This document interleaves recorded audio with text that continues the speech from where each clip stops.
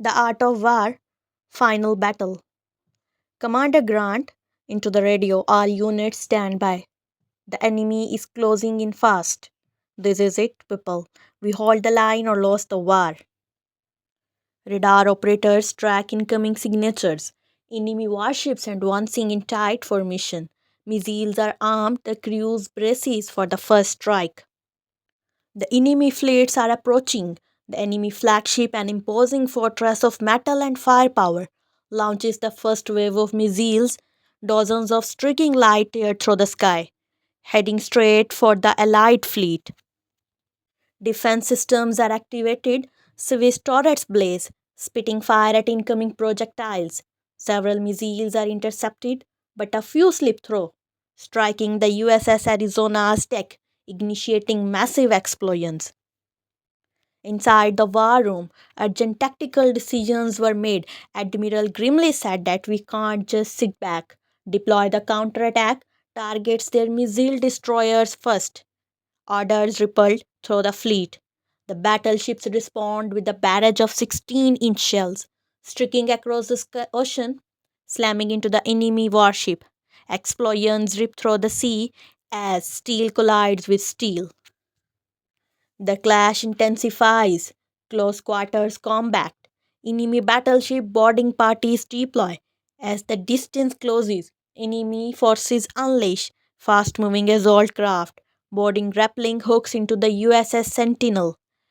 Marines on deck engage in brutal close quarters combat, fighting off the invaders with rifles and melee weapons. Bridge of USS Valor, desperate countermeasures. Commander Grant, enough of this. Full speed ahead. We are ramming that monster down. The USS Valor surges forward at maximum thrust, heading straight for the enemy flagship. The impact is cataclysmic. Metal crumpling against metal, explosions burst from both vessels. Captain Johnson's made decisions. With the USS Valor heavily damaged, Captain Johnson's make the ultimate decision. Captain Johnson's to the crew. Abandon ship. I'll take this beast down myself.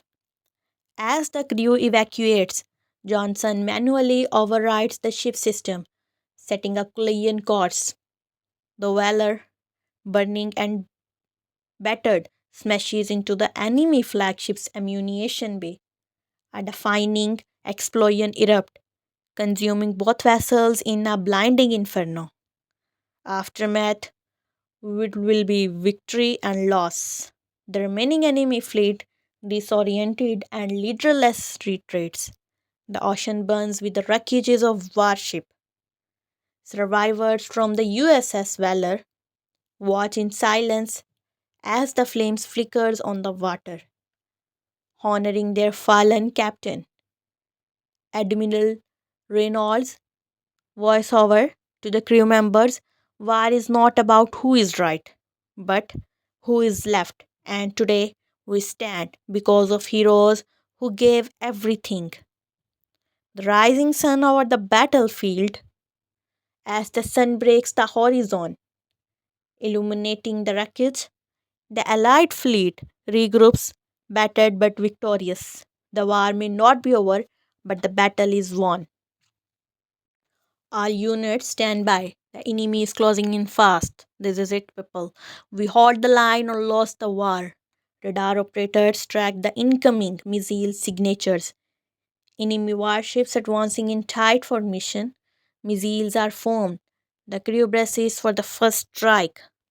The enemy flagships are imposing fortress of metal and firepower. Launches the first wave of missiles. Dozens of streaking lights steer through the sky, heading straight for the Allied fleet. USS Valor defense systems are activated. Swiss turrets blaze, spitting fire at incoming projectiles. Several missiles are intercepted, but a few slip through, striking the USS Arizona's deck, initiating massive explosion. Inside the war room, tactical decisions were made. Admiral Reynolds grimly said, "We can't just sit back. Deploy the counterattack, target their missiles destroyers first."